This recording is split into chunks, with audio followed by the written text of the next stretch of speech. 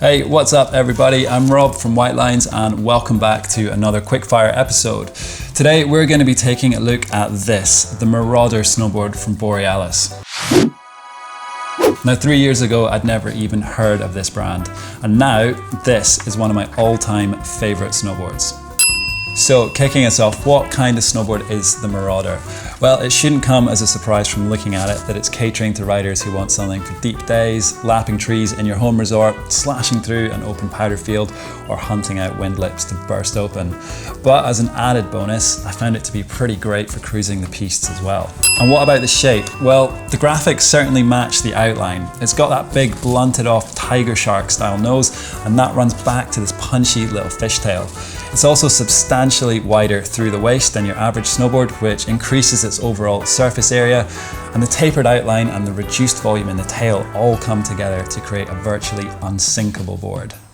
Now, all of that would be enough to keep this thing afloat in the deepest conditions, but Borealis have also added this really long scooping rocker to the nose of the board. Through the midsection, however, there's a pretty decent amount of camber and even a small pocket of rocker in the tail to help with the occasional switch turn or landing. This makes it a lot more dynamic than you might first think. So what about the flex rating? Well, I know some people have found this to be just a tad on the stiff side, and it's certainly a pretty snappy board with a 7 out of 10 flex rating, but I actually think it's right on the sweet spot, and here's why.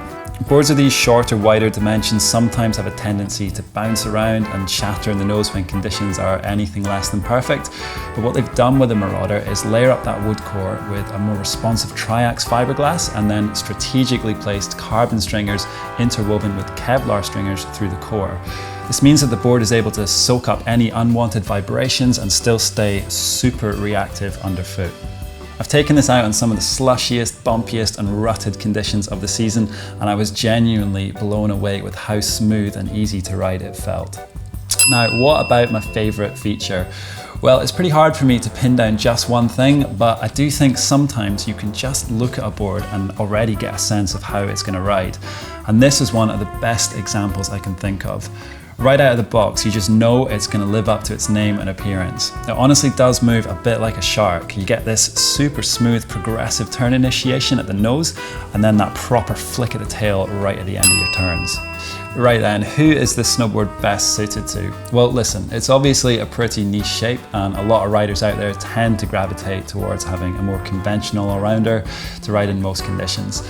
And I wouldn't say that this is going to make a good substitute for your daily driver. Having said that, I think we can all agree that some of the best days of winter are the ones where you grab the first lift on a cold early season morning and get treated to pristine groomers, blower powder and untapped wind lips. And I really believe having a board like this under your feet can make those turns all the sweeter.